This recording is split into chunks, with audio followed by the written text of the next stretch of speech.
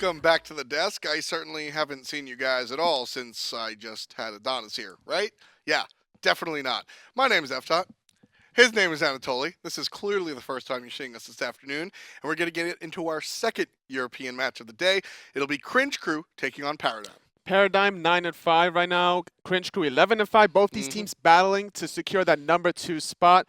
We see in the standings here. They're trying to catch Panthera. Unlikely to happen, but as long as they stay in the second to third range, they'll be fine. Yeah, it looks like win is pretty much already won, but place and show still very much up to decision-making. Dignitas, again, showing signs of life last match with their Panthera games behind them. Dignitas still very in the conversation as far as who can take home number 2 and number 3. Paradigm and Cringe Crew, well, Paradigm did not have a good showing last time around.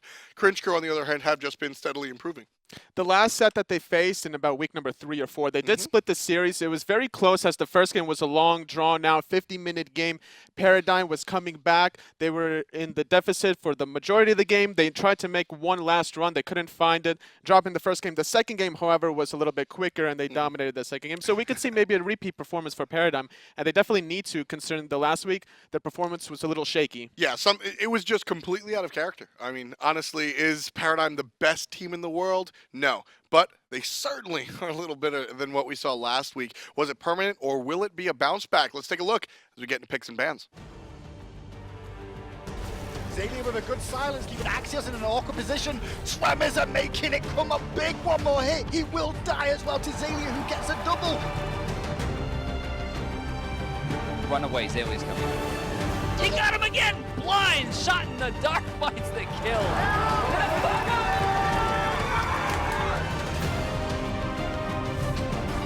Trixtank is there still stunned, but it doesn't matter. Funballer finds the last hit, and then he finds a beautiful stun on Variety as well. He can't even get Lawbringer off.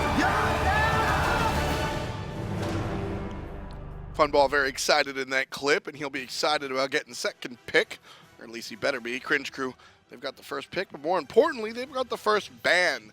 In Paradigm, they've got a very interesting god pool, a little bit different than everybody else. Do bans affect them more or less than other teams because of their creativity? Paradigm has a lot of creativity, like you mentioned. They share a lot of gods in their arsenal, Soul, Chronos between Funballer and Lawbster. Right. They also share the Kabrakan in between QvoFred and Trixtank. QvoFred known to also play, Trixtank known to also play a lot of warriors in that support role. So there's a lot of adaptation between the two teams. That Chronos ban from Paradigm is the most important ban that we see here today. Shaggyshenk, absolutely incredible on this Chronos. Not just recently, not just in general, has always been a fantastic Chronos. He likes the Chronos. He also likes the Apollo. We'll see if Paradigm takes that away from Shaggyshenk. So also, hi-rez for Funballer is also really solid. They do elect to take away Apollo for Shaggyshenk, as Cringe Crew did also take the first pick, Bakasura. We'll see if Cringe Crew follows that up. Actually, never mind. I was going to say the Giannis, but that is banned away from them. They're not going to have that aggressive jungler positioning and bailing him out with the Giannis portals. Now we saw the Bakasura first pick a little bit earlier this afternoon in our Dignitas matchup, and it's going to happen here, but a little bit interesting. Bakasura, sure, maybe he's just that good as a first pick, but it's also a god that QvoFred and Xaliea have historically played to a high level. QvoFred instead going to be on the Naja, although, again, I mean, this is Paradigm. I can never really confidently call a god in a role until we're at the end of the draft. It's unlikely that we'll see Naja anywhere but the jungler, but with Xaliea, you never know. Yeah. Naja can also really set up the mid laner very efficiently, whether or not it's a Scylla or a late game burst god such as Agni. Lawbster has played Agni recently, so that could be an option for Paradigm as Gap gets locked in. A very safe pick, trying to make sure if Naja goes in, there's some sort of way for Naja to get out. Also, just even more help for the Apollo already. The Master of Escape, he'll be okay. hi-rez taken away from Cringe Crew. If Funball's not playing it, nobody's playing it. And that's a good ban because the late game potential hyper carry out of hi-rez, whoever the golden mark is selected on that target is going to get blown up. Zeus is banned away for Paradigm, so Lawbster might lean towards the Agni. Now, it's funny here from Paradigm coming out. Yeah, Shaggyshenk has been a huge part of what how Cringe Crew has been able to find their wins. And so not only the Chronos, but the hi-rez also got to associate with Shaggyshenk. And then just in case, the Shibalanke will be taken out. Now the Raz band Explain this one to me. The setup between Naja and the Ra, whenever the Naja takes the target up in the air, that allows the Ra to set up the right angle and the timing for that Searing Pain ultimate. Soul getting locked in. It could be middle lane more than likely. I highly doubt Xaliea is going to play this in the solo lane. Same. As Batz is going to be for Cringe Crew. Now, what this brings a lot from Repikas, he'll just have the ability to more counter-engage than engage. We'll probably see Athena and Raijin really combine to start the party, and then if Paradigm get things out of the way, down comes the Fear No Evil. But Anhur will turn things around, and that'll set things up for Shaggyshenk to go ahead and fight like we're used to, with Vamana in the solo lane combating against the Bakasura solo. It's going to be interesting to see this matchup. Bakasura does have an early game advantage with the ultimate, especially if Bakasura will go for the curse early on to prevent the healing during the Vamana ultimate. Okay. We could see a lot of aggression in the solo lane. Also, depending on the way Xaliea builds with his reinforced Greaves, he likes to lean towards that tankiness early on and the mobility to escape from any sort of aggression. We'll see what Vamana builds. Interesting turn of events here. Bakasura in the solo lane, but not on Xaliea. Does Axioz have what it takes? We'll take a look as Cringe Crew versus Paradigm gets underway. Up with the ultimate, not going to find anyone. There's the combo. Kero off the assist. There's Kero, double kill from the side lane. Comes out onto Dimmy. Kero winds up with a triple kill at the 10-minute mark.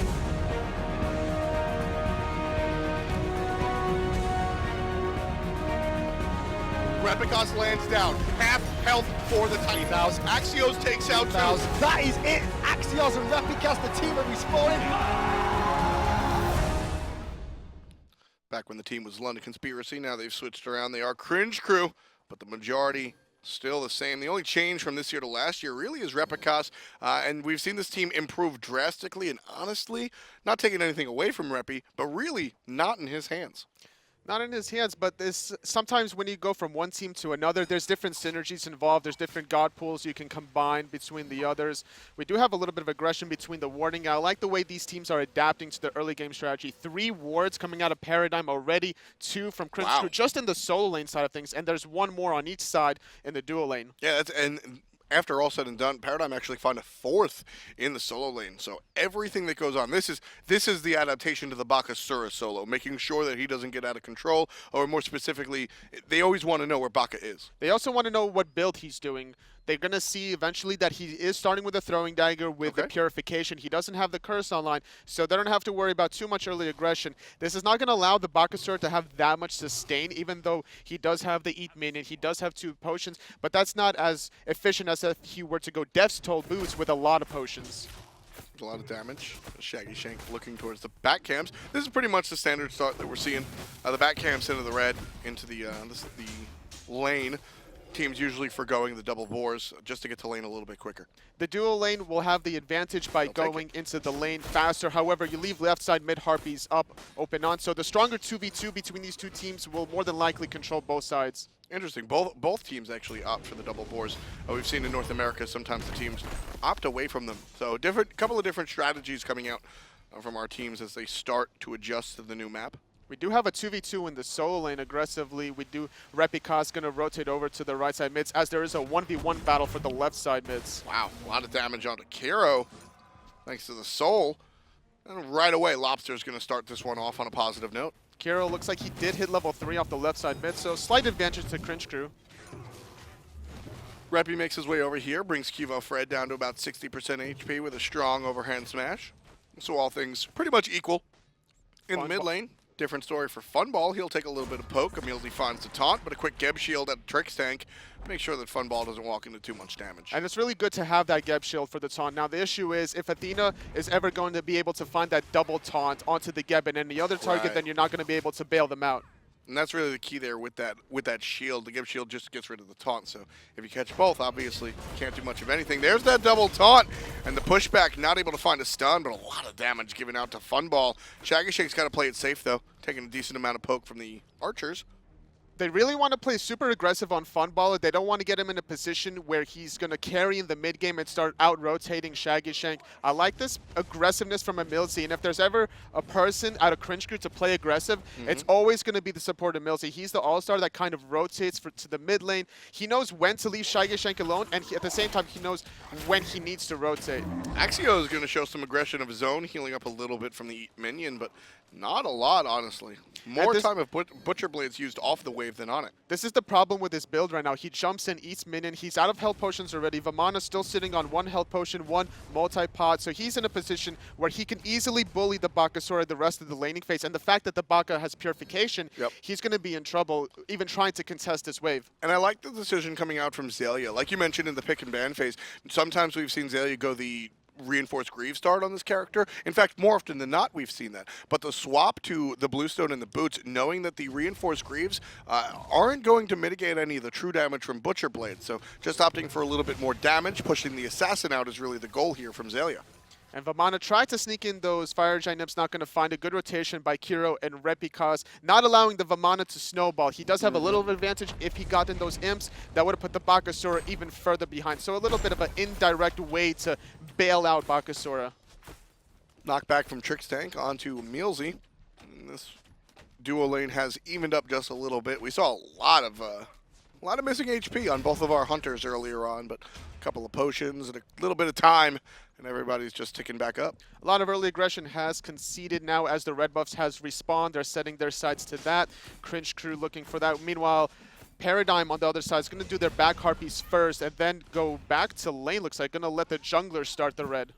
Yep, just going right for it. Able to share up some of that experience. Xaliea now pushed out. Perfect timing on the Vamana ultimate to get rid of whatever Repikas was thinking with the Fear No Evil.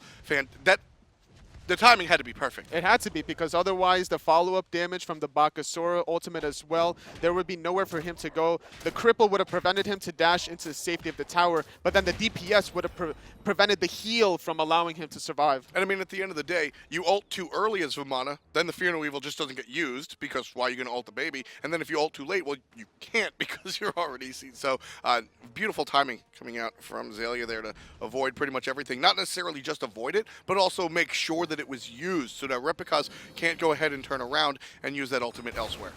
Good escape from Kero, not allowing Nasha for any aggression. And the beauty of the Vamana also, now he teleports back with Boots 3. He rotates over to those right side mid harpies, favoring Paradigm, goes back to lane, and now the Bakasura has to be super careful. Even though the Vamana doesn't have ulti, he's going to be able to out-trade him. Yeah, definitely level 8 already. This Vamana just ticks into it. He's ahead by about 200 gold, 300 gold, give or take, over the Bakasura. There's a whole lot of Cringe Crew members over here, though. Xaliea looks like he was in some trouble, but Kero uses his ult. EmilZy misses the taunt. Just doesn't find the range on it, and Xaliea gets away clean and clear. QvoFred takes a little bit of poke, but honestly, not a lot. Even though EmilZy did miss the taunt, I like the confidence of Kero in EmilZy that Just he trusting. was going to hit the taunt. Everything has to be done very quickly in terms of finding a kill at this stage of the game. So the fact that he didn't hesitate with the ulti, if the taunt hit, the rest of the ulti would have continued with the CC follow-up. That's what we talk about when we say you always follow the call, even if it's right or wrong, right? The call was to go and aggress, and you just assume that the taunt is going to hit. And 9 times out of 10, that taunt hits. You have the ultimate already coming out, and the damage is just already done. That's the 1 time out of 10 where EmilZy just can't find the range. So I love the team commitment there as well. And the fact that Kero's ultimate is down, that's rough, but you just don't always hit everything. It was a fairly safe risk to take. There was no risk. The Vamana ultimate was down at the time, so had that taunt connected, it would have been an easy kill. Teams are resetting now. Mid lane, Batz is going to meet up with Naja as the wave meets. Now, Naja not having a lot of pressure or presence here. Naja is, I mean, not an early game god, but has a lot of early game presence with the slow from the ring bounce, a lot of damage in the right situation, and a strong stun. Is it a problem that 6 minutes in really hasn't seen much out of Qvo? They're waiting for the right opportunity to get a kill. QvoFred known to play super hyper aggressive, but right now they don't necessarily need to, where the Vamana is in a good spot against the Bakasura. The only issue is that the Apollo is getting out pressured early on, so they just have to make sure they have the ward control vision and then wait for that right perfect opportunity. Whoever he catches up in the air, the Soul's going to be able to follow up with more CC from the Geb. So they just want to pick the right opportunity. So staying careful and just waiting for that window to open. And as soon as it does, you're going to see a Naja jump right on through, coupled with the soul most likely, as you said. Meanwhile, Xaliea finally getting that fire giant. They're very valuable now. They increased in gold since this patch. Now we're 30 gold per imp. And the fact that Cringe Crew was able to deny him those first 2 rotations earlier on was very important, because Xaliea right now is level 10 against Baka level 9. there's a taunt that's going to hit, and there's the follow-up from Kero. That's the difference. Tons of damage going out, and Kero will confirm the kill off of it with the first blood of the game.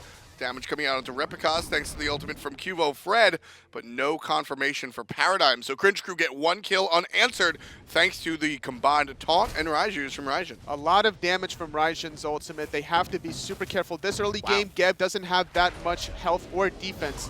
There's a lot of poke given out to Qvo. He's taunted into some more damage, but Kero's got most of his stuff, in fact, all of his stuff on cooldown, so no kill confirmed onto the jungle.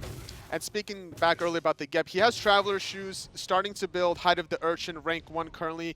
Not that tanky at the moment, especially with the shield not currently maxed out. Different story for the Athena, though. Yeah, the Athena does have Reinforced Greaves, looking to finish off the Breastplate of Valor, so she's going to be super duper tanky, and she's going to be looking to consistently look for the dash taunt plays, allowing the Raijin to follow up, and the Hunbats. With the Hunbat's ultimate coming online in just a little bit, 25 seconds or so. Likely to see another initiation from Cringe Crew, a gank coming out from Repikas with that Fear No Evil. Something else we forgot to point out was the fact that the Athena has Shell, whereas the Geb has Blink. So that's another big factor in terms of who will survive and who doesn't. And that's sort of with the Geb, because of the, I mean, you don't want to say lack of mobility because rollout is just so damn cool, but it's not immediate. It's not immediate mobility. So in order to get that ultimate off successfully, a lot of times you just look for the blink. Blink Athena is not terrible. Obviously, you always want it. You're always down for an extra mobility on your support. But Athena does have the dash available to her. She does have the dash available to her. EmilZy, recognizing the threat that Paradigm has, dashed away earlier, but now she knows she has to try to contest this Gold Fury, which does get reset by Paradigm. Paradigm looking for an opportunity to sneak one under Cringe Crew's nose. Not going to find it, but I like that opportunity that they even tried it. Right. It was safe. We've seen a number of these teams, whether in North America or Europe, find these early Gold Furies. Enemy most notable for it. And then just last game, in minute 5, we saw Team Dignitas pick one up. And that doesn't happen if you don't actually go for the shot. You have to have the ward control, and EmilZy recognized that Paradigm was trying to get the ward control by countering on the bottom left side mid-Harpies. They saw the nausea between the red buff and the dual lane side, so he smelled something out. Something was fishy, the fact that Paradigm was doing the Gold Fury. It's all about that information, or the information you garner by lack of information. EmilZy just playing a deduction puzzle pretty much and figuring out exactly what Paradigm's thinking. This team is so cerebral. That's really what we always bring home about when it comes to Cringe Crews, how cerebral this team winds up being. All in the mind. And speaking of all in the mind, sometimes you also have to have the brawn with it, and that's what the Vamana is doing from Xaliea. He's able to bully the Bakasura out, getting the tier 1 tower at the 10-minute mark. It's not very common these days to get that. Not at all. And now Repikas, he gets a speed buff, but he's going to be surrounded by Xaliea and a Geb. Not successfully, though. Now Xalia's the one surrounded, again with the beautiful timing. Xaliea on point. However, still a bunch of damage coming out from Repi, and with Lawbster showing up on the left-hand side, able to turn things around. No kills, but neither any deaths. A lot of rotations from both teams. Paradigm was looking for a potential follow-up onto Xaliea so they can come in and clean up. Level 13 on Xaliea, level 12 on Axioz. He's going to continue to be a big bully. Somebody has to respond to this aggression, and then once that happens, Paradigm is going to look for Gold Fury or maybe ganking the dual lane on the Anhur. Left mid Harpies will go the way of Cringe Crew. Still just 1 kill on the board for Cringe Crew. They've gotten that 500 off of the first blood, but Paradigm got 500 off of the tier 1 tower over in solo lane, and Xaliea not okay to just leave it at that. He's going to keep going. QvoFred picks up Axioz on the gank over to the right-hand side, and EmilZy shows up just a hair too late. EmilZy with the ultimate, not able to. Kero's going to have to purify away as he's getting smacked down by Trixtank. Apollo's in the air.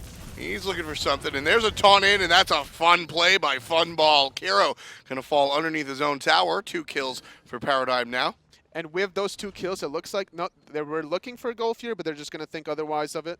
And I love that play coming out from Funballer. So, honestly, Trixtank, he's playing up there, and Kero knows, Trix, you're playing Geb. You're not going to kill me. I'm going to go into my ult and try to use the taunt. Even though I'm low, I'm going to taunt you into a situation, and then Funball just comes out of nowhere. And Kero goes, what looked like a good situation for me, all of a sudden completely turned around. And the Apollo surprises and picks up the kill. There was no escape for him as his dash was down. Good cleanup by Funballer, using the global ultimate to his advantage, conceding the lane. Also, a really good 1v1 earlier on, using the purification preemptively to prevent himself from getting impaled, chasing Shaggyshenk away. They could use this health disparity advantage to potentially invade the red or start Gold Fury baiting somebody in and then maybe aggress towards the lower health on her. Man, the aggression coming out from Xaliea so strong. Even with the ultimate, Axioz gets one shot off with the ultimate and then turns around. Jump is down, slow is good, and Xaliea one more time, one kill on the big Babby.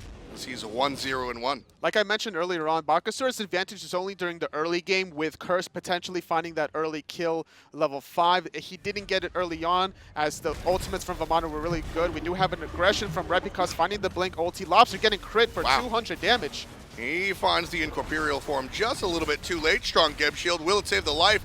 Doesn't look like it. Overhand smash. It will. Great play coming out from Trixtank to save his mid laner. Kero now trying to turn it around. QvoFred takes a big old chunk, but Kero's chunked himself. Xaliea shows up again. That's 2 kills for the solo laner. A beautiful taunt from Xaliea, but it's just too much. Jump for the knockup. QvoFred, he survives! QvoFred survives! There's the double kill out of Xaliea, and that's going to save the life of the jungler. Funball goes up.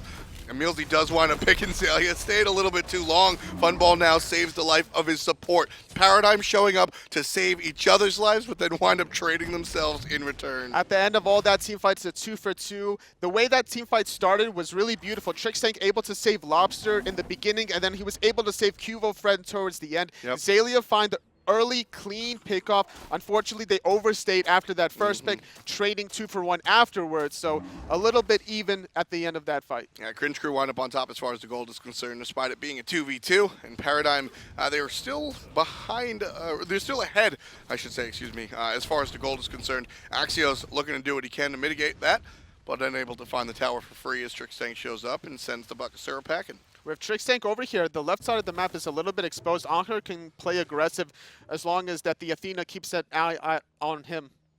EmilZy and Kero now coupled up together. This combination has been very intense. The taunt into even more taunts coming out from the drums of war. Raijin and the Athena have proven to be very strong for Cringe Crew. And that's Cringe Crew's plan right now. Athena's going to dash taunt, force purification, the timer gets into their head, and then they're going to look for another dash taunt with the Raijin follow-up, with the Batz. A lot of displacement with those two ultimates. Missed taunt from EmilZy. Not going to punch them too hard. Lawbster takes a little bit of poke from the bouncing monkey out of Repi, but no harm, no foul. And again, still fighting into the Vamana is level 14 Baka on the right side. Right now, Vamana is keep aggressing as Bakasura is forced to ultimate, not able to really get anything out of it. Both of them are just going to sprint away. Actually, the Bakasura holding on to his. Now, I like that ultimate out of Axioz, and I'll tell you exactly why, Tully. Because Axioz is brought low enough in that situation to get, if Xaliea decides to go for the combo, the dash cancel into the Armored Umbrella and the Umbrella Rang, that's enough. Basically, Axioz knows how much damage that Xaliea is going to be able to put out with that combo, and so he spits out the ultimate to make sure that Vamana's crippled and can actually pull it off. Very intelligent play, honestly, coming out from Axioz. It's good to keep yourself alive, but when you're doing that just to keep yourself alive, you already know that at this point in time, I'm kind of lost in the 1v1. I can never play aggressively. I have to use my ult defensively just to stay in the laning phase. But with that, Vamana's 2 levels, or actually 1 level ahead now, 2 levels earlier. Now already starting Stonecutting Sword. There's the taunt into more taunts coming out onto Trix. Shields himself, trouble for the support, but a beautiful ultimate stuns out 3. There's the knockup as well, and Funball's going to show up. Damage and the knockup onto Kero, and here comes Cubo. Ring bounce gets 1, Xaliea gets 2. And the response from Bakasura, just too little, too late. He'll bring Funball very low, and the pillar does more work than anything else. Funball will fall, and credit to Axioz off of the assist from Shaggyshenk's beautiful pillar placement, locking the enemy in the spot, allowing the follow-up damage to be confirmed. Vamana's wishing that he still had his sprint in this situation. Xaliea playing really aggressively. His ultimate did not save him there as EmilZy gets credited with the kill. Overall, a 2-for-2. Should have been a 2-for-1 in the favor of Paradigm. However, they're still going to look to play aggressive in the Tier 1 mid tower. EmilZy very low, Shaggyshenk very low. And at the beginning, that team fight was really efficient for Paradigm because Funballer out-rotated Shaggyshenk and Xaliea out-rotated Axioz. However, they just stayed a little bit too long, and then the cleanup happened yet again. Yeah, Xaliea just pushed it a little bit too far. Shaggyshenk stays a little bit too long. Doesn't die for it, but, I mean, he was below 50 HP totally. That was close. QvoFred taking advantage of that push, stealing the red buff away from Cringe Crew. That's not available to Kero. Now 3 men group up from Cringe Crew. Half HP is EmilZy, everybody else comfortably healthy. Axioz now nowhere near his lane and doesn't have the teleport available. Looks like Cringe Crew wants to make a play happen as Repikas does blink in, forces the Purification and the Geb shield early on. Already used that to separate and quickly Lawbster underneath the tower. He'll go ahead and be backed very carefully and very safely.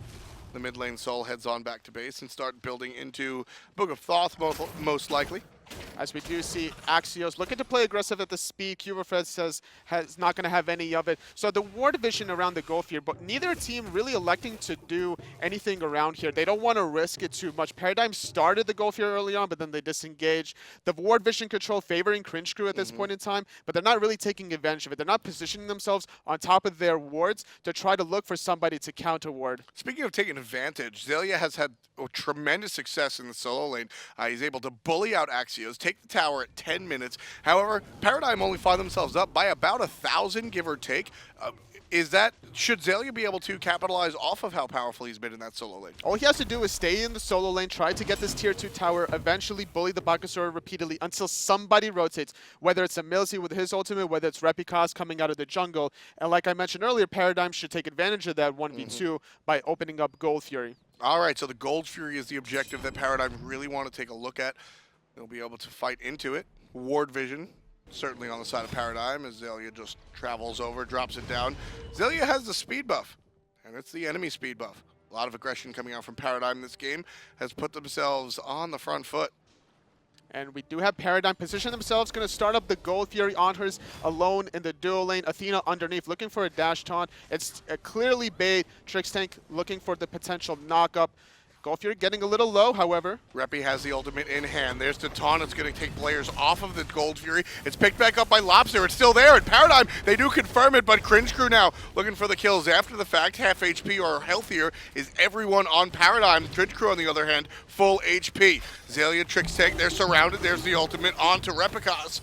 And Kero able to start things off on the front with Trixtank. But that looks like all Cringe Crew is going to get. 1 kill and a red buff for a Gold Fury. How you feel about that one, Toby? I like the way Repikas zoned out 3 members from Paradigm. He blink ultied between the tier 1 and the tier 2 tower, that little jungle alley. Was able to zone out 3 members, so the rest of his team found an easy kill onto Trixtank that was just a little bit overextended. So even though Paradigm got the Gold Fury right now, Cringe Crew was able to find a kill. There's a 1v1 in the dual lane, however. Funball, Shaggyshenk back and forth. Shaggyshenk's passive giving him a little bit more credit on a Funball. And Funball did not have his passive up. Shaggyshenk's passive always up, going to allow him to find some extra penetration, whereas Apollo, Funball, didn't have the audacity ready, so couldn't exactly take that fight. He's going to be forced back to base. Both Hunters, level 18, however. 5 assists on Anhur.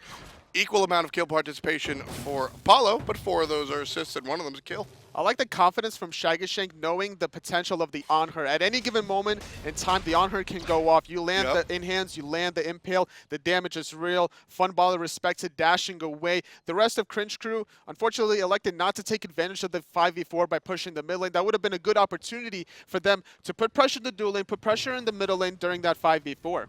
Not going to be the case here. Paradigm still leading by a little bit. Looks like 2,000 now, so slowly inching their way up to 2,500 almost. And the story of this one has just been really steady. Gold Fury went the way of Paradigm that we just saw, but other than that, just real steady farming, real steady, just nothing really out of the ordinary. Both teams kind of filling themselves out right now. Paradigm coming off a little sketchy week last week, so they don't want to put themselves in a position that they can't bounce back from. And considering the fact that the last series, the first game went to 50 minutes, could we see another 50-minute game this series? We'll see as we are in the 21-minute mark. Game is relatively close. Paradigm up a little bit, about 2,000 and some change, but At this point in time, it's not the end of the world for Cringe Crew to be this far behind. They still have good utility in their advantage with the Athena dash taunt, with the displacement between the Batz and the Raijin. If you can catch somebody against the wall, the Raijin follow-up will blow them up. Now, it's funny here. Paradigm have a relatively traditional composition, which is not very traditional for Paradigm. However, their itemization is all but. Not only do you have the Jotun's third item instead of second, like we almost always see for the Naja, we have an Oni Hunter's Garb coming out of Vamana, and then a very curious build path coming out from the Geb as well, skipping whatever he wanted to start and going directly for a breastplate. Looks like we're going to have a little bit of action here, but I want you to break down whichever one you feel is the most interesting. So the Oni Hunter Garb on the Vamana, the reasoning behind this, he wants to make sure that if he gets caught without the ultimate, he's going to have that crowd control reduction to be able to get out of the crowd control and then pop his ultimate as soon as possible, healing back up. We do have a dash taunt from EmilZy, forcing the Geb shield onto Lawbster. Looks like teams are going to reset, though. Yeah, no immediate ultimate from Kero there. Honestly, just probably waiting out the purification and stuff.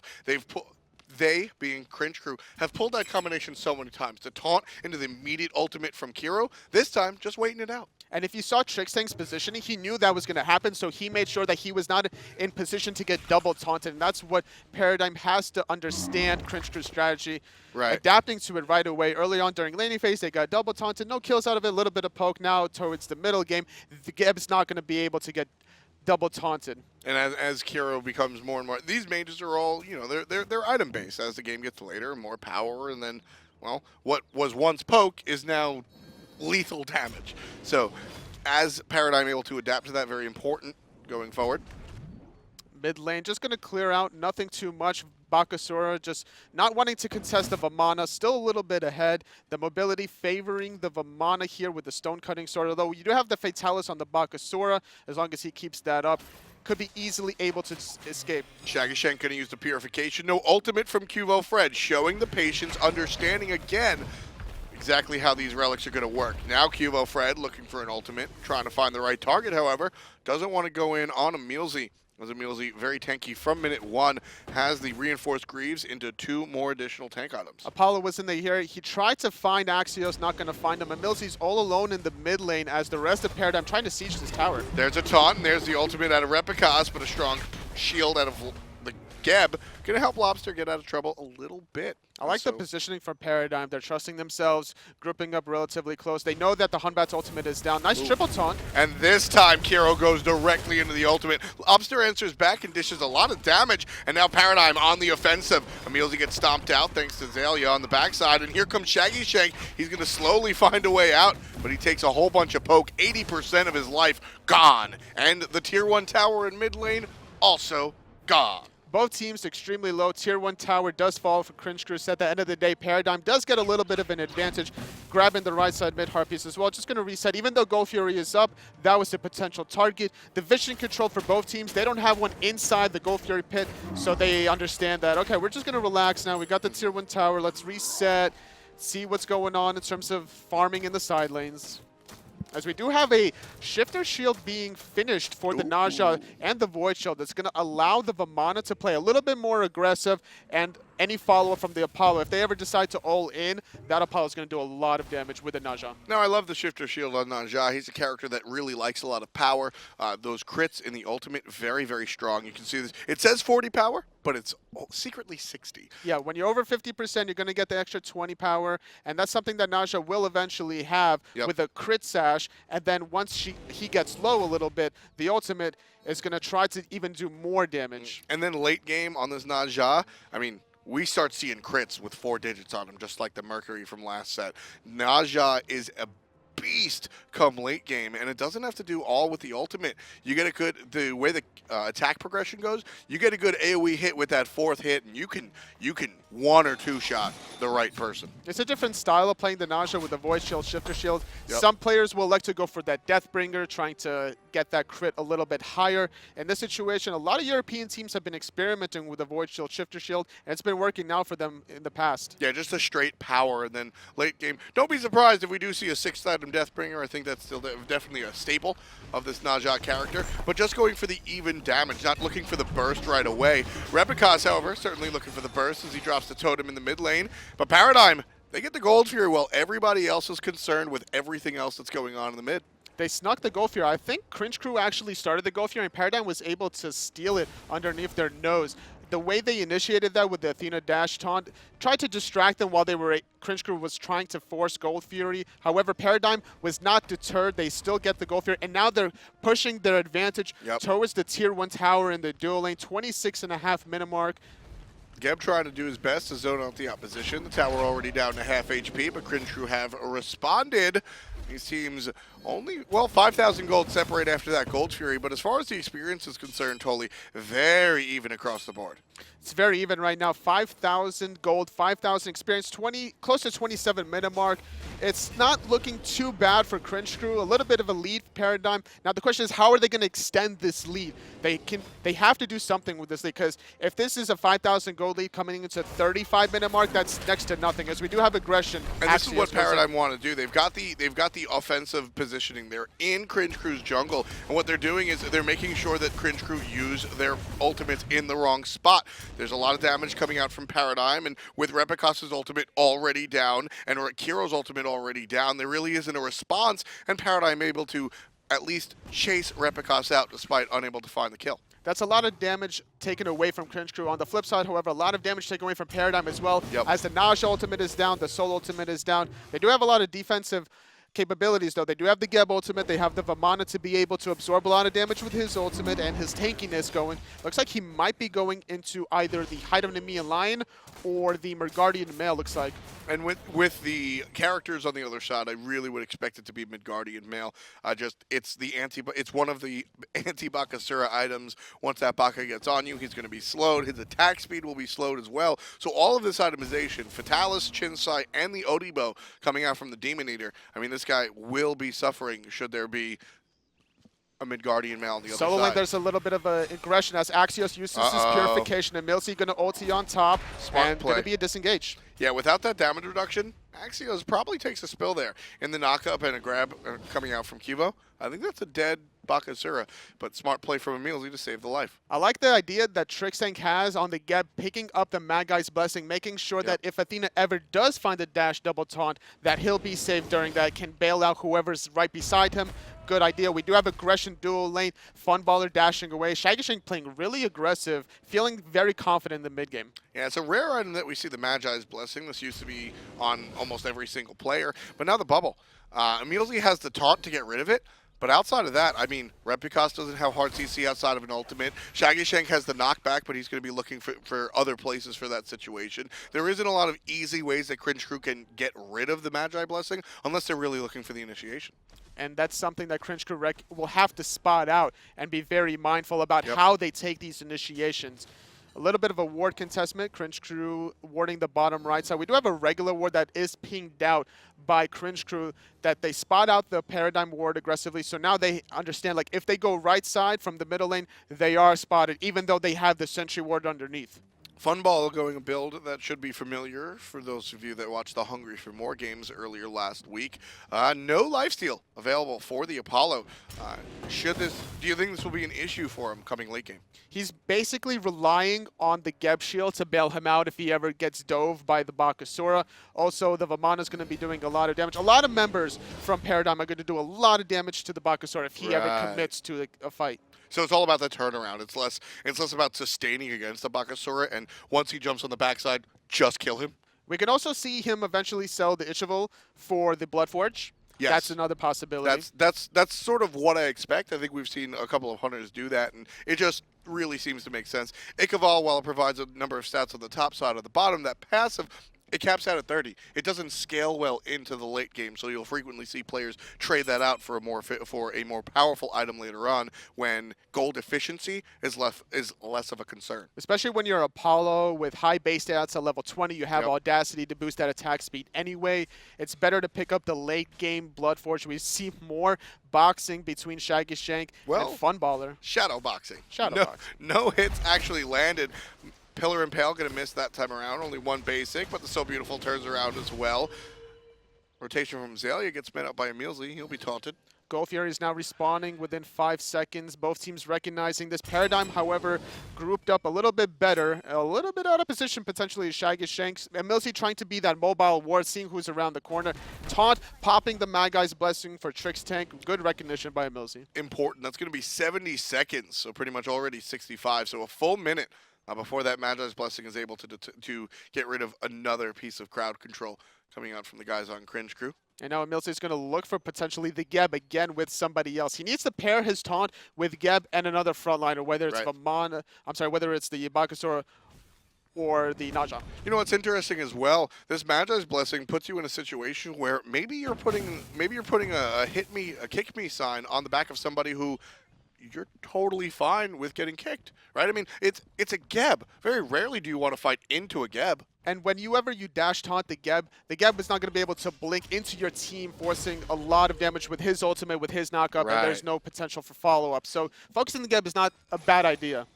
Yeah, Geb definitely one of the characters that is more adept at starting the fight than re-initiation or counter-initiation for sure.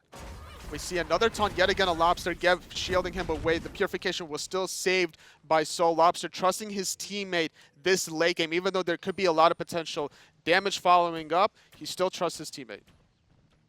Fake Gold Fury attempt here, coming out from Funball. Just piling basics attacks into there, and Repikas takes the bait. Ultimate used on the backside, expecting the entire team to be starting a Gold Fury, but it's just not the case. Funball goes into an ult of his own, looking for an aggressive positioning onto the opposition.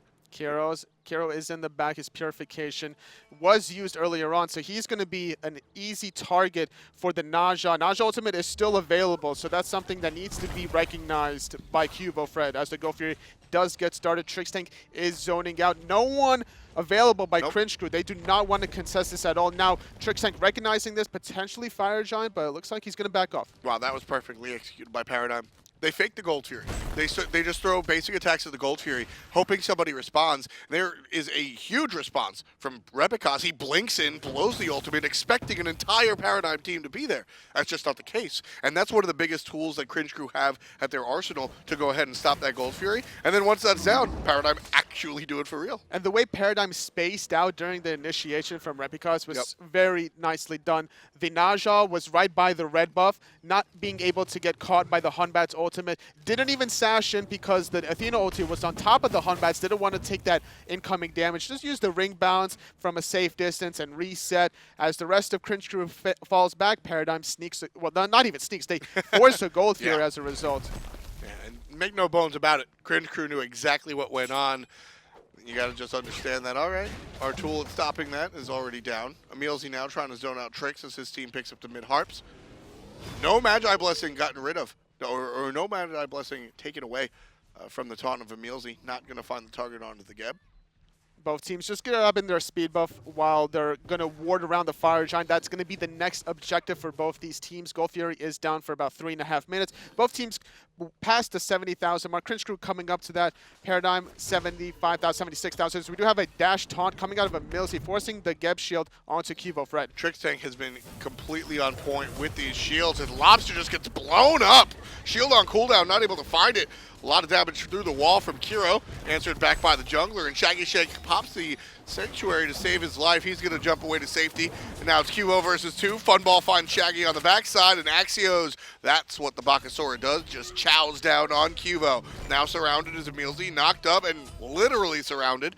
Xaliea finds the kill one more time, so that's 2 dead on the side of Paradigm, 2 dead on the side of Cringe Crew. We've got a tight game, 8-9.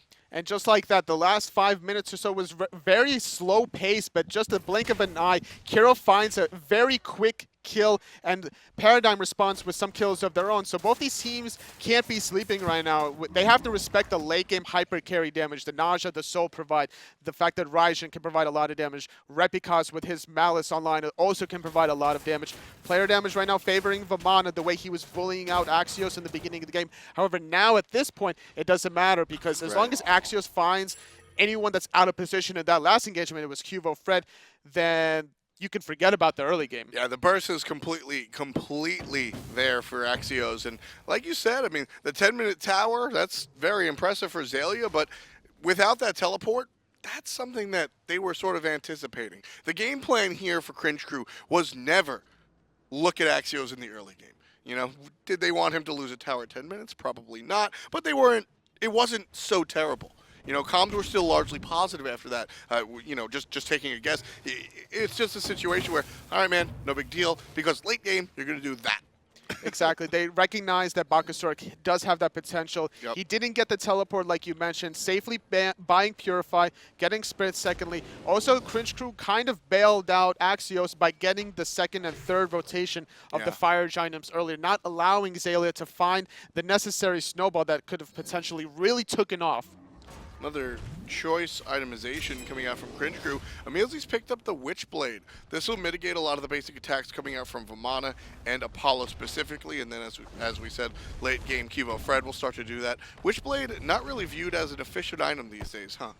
It's been falling a little bit out of favor, but in this situation when you have two melee characters such as Vamana and Naja playing very aggressively, which they will be doing because of the fact that Naja has the Void Shield. QvoFred gets aggressed on, ult for ult. QvoFred finds safety, but Funball left side finds the tier 2 tower. Very safe himself. And now the goal doesn't really matter for Paradigm getting that tier 2 tower. What matters is Funballer could do that again in the dual lane, and this time it's going to be a Phoenix. And if he gets that Phoenix, that's the biggest objective and the best lane to do it in the dual lane. The opposite side of the Fire Giant, teams will start rotating objectively towards that area. Exactly. When you take away a Phoenix, the players have to sit in the lane and actually get rid of the fire minions. If you're sitting on the right side, it's still a hard thing. It's still something hard to do, but you can clear the fire minions and then head towards the Fire Giant. The left Phoenix, that's actually not an option because of the travel time it takes to go from left lane to the right side of the map. And I want to see Paradigm utilize that strategy again. Put Funballer in the dual lane, force somebody to contest them, more than likely going to be Shaggyshenk. There's no teleports available for Cringe Crew, so you got to need to match the DPS somehow, and then Funballer can utilize the global ultimate to rotate over towards Fire Giant. Looks like Funballer's going to start the Fire Giant, Geb shielding him there, as the rest of Cringe Crew is nowhere in position to do anything about it. EmilZy lurking around underneath, however. He is going to show up, and EmilZy will find things Fire out. Giant's taken. Fire Giant already dead. Paradigm have taken it before. EmilZy can show up, and now EmilZy surrounded by the wrong team. Doesn't even look like Paradigm's paying attention, though. Not to EmilZy. Xaliea zoning out everybody else, and Paradigm, they don't even care about the Athena. The goal there was to help Xaliea get out, provide the assistance, and everybody's safe with a Fire Giant around their waists. Paradigm sit up 10,000 gold Cringe Crew Senior with only a single kill above them. That's totally fine. Paradigm have been objective-minded this game, and it's paying dividends. So experience doesn't matter. Everybody's level 20 minus the supports. 10,000 gold is not that bad, but the problem is that the fact that Paradigm snuck a Fire Giant just under their nose. Cringe Crew had no single idea that that was happening, and now they're going to have to defend the Phoenix Sieges. The tier 2 towers they have to give up. The Phoenix Sieges are going to be very difficult. The Sanctuary is down for Kero, so the next team fight, he's going to get dove pretty hard by the Vamana and the Naja combo. Yeah, Raijin is very susceptible to the death. He does have that teleport. Now, actually, it's changed a little bit. Not so easy to interrupt that teleport from Raijin anymore, so maybe he's got a little bit more in the way of escape, but still, it's a slow, and you're able to follow up very easily, especially with a Vamana dash, an Apollo dash. So Raijin, not too safe with that Sanctuary down. Not too safe, especially against a Fire Giant team such as Paradigm, known to play very hyper-aggressive. And they're going to have to throw everything to stop this siege. They do have Athena with the Witchblade to limit the DPS a little bit, but is it going to be enough? We'll take a look. Paradigm's sitting pretty up, 13,000 gold. Wow, that's a big one, folks. And it looks like red team still pushing, hanging out, and I love this play coming out from Paradigm. They're sitting in this intersection between the mid and the right lane, and they're letting Apollo push. Whichever way Cringe Crew hard commits to, expect Paradigm just to go the opposite direction. And with that, they do have Funballer in the middle lane. They want to try to isolate somebody. They do have to respect the Hunbat's blink initiation. Yep. And there's going to be the push coming out from the Soul. Lawbster and Funball both have a lot of damage able to be put out onto the structures.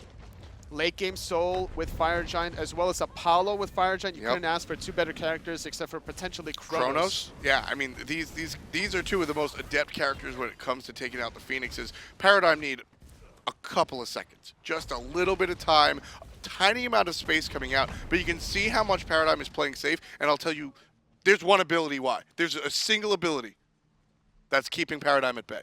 The Hunbat's ult? Yes. It's just Fear No Evil. There's so much potential off of that Fear No Evil. There's an Athena taunt, and that's 1 or 2 players. The Fear No Evil is going to hit everybody.